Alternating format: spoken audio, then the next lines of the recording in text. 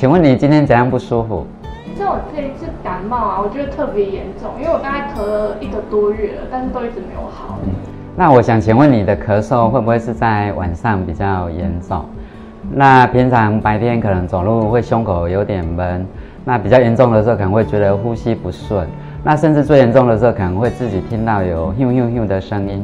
好像有你刚才讲的好像都有发生过。如果是这样，那你的情况就不见得是感冒哦。通常有这种症状的人，有可能是气喘。那什么是气喘啊？它会有什么症状吗？一般的气喘呢，是在说我们呼吸道有一些慢性发炎，那这些慢性发炎久了会造成呼吸道上面的肌肉狭窄，甚至有些肿胀之后造成呼吸道的气流受阻。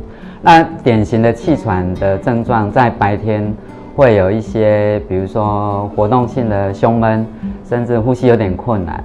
那在比较严重的人会自己听到呼吸有咻咻咻的声音。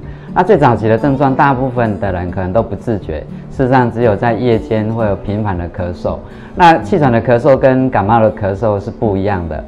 气喘的咳嗽通常会咳一整晚，那我们通常感冒的人，大概白天咳嗽，晚上睡早又会咳嗽的情况就比较少。那有什么原因会就是造成我气喘？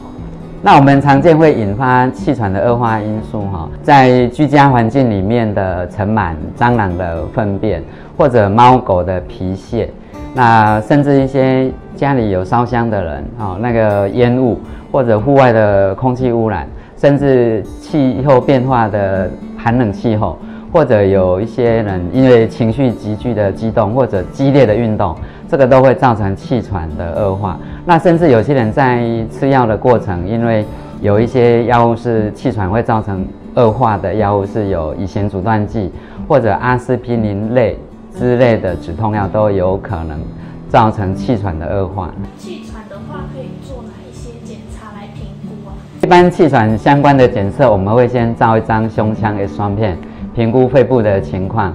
那接着可以做肺功能，甚至可以进一步抽血，做有没有相关过敏源的检测。气喘有什么预防或治疗的方式吗？是，那在预防的部分，就是要尽量避免接触到过敏源，然后做一些适度缓和的运动，比如说游泳或一般的健走。